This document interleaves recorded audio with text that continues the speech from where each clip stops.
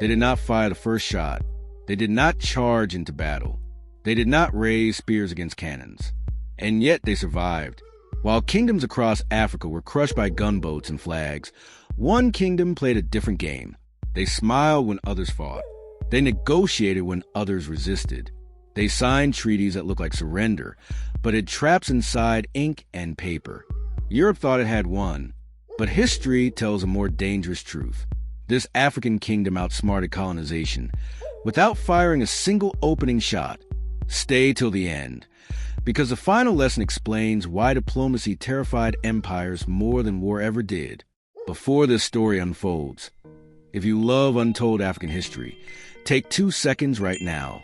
Like this video, subscribe to Whisper the Past. Share it with someone who loves real history. And stay with us till the end, because this kingdom strategy still shapes Africa today. By the late 1800s, Europe was on the move. Maps were being redrawn, borders invented, flags planted on lands Europeans had never seen.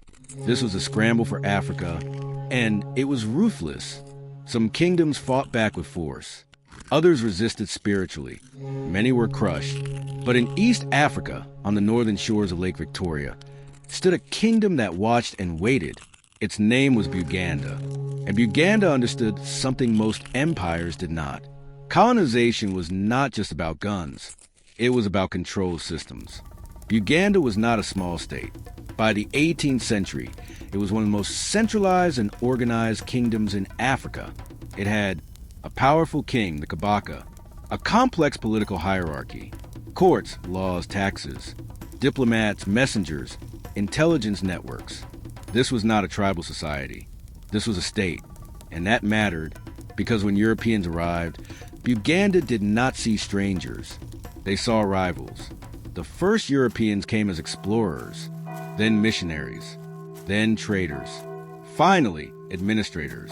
The British wanted control of the Nile. They wanted trade routes. They wanted influence without resistance. Buganda wanted survival. So instead of attacking, Buganda did something unexpected. They invited them in. Missionaries were allowed, but watched. Traders were welcomed, but taxed. British agents were negotiated with, not obeyed. Buganda learned the enemy before choosing how to respond. Buganda's greatest weapon was not force. It was leverage. The kingdom sat at the heart of East African politics. Neighboring kingdoms watched it closely. The British needed Buganda to control the region, and Buganda knew it. So they negotiated treaties. Not once, not twice, but repeatedly. Each treaty gave Britain something and Buganda time.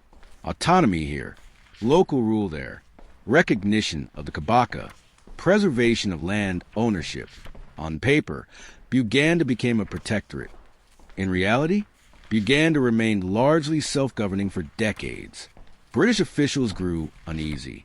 Buganda chiefs still ruled. Buganda courts still functioned. Buganda land stayed in Buganda hands. This was not how colonization was supposed to work. Elsewhere, resistance justified violence. But Buganda gave them no excuse. No rebellion. No war cry. No battlefield. Just ink. And ink was harder to crush. In 1900, the British signed what became known as the Buganda Agreement. It looked like a colonial victory. But hidden inside it were concessions that would echo for generations.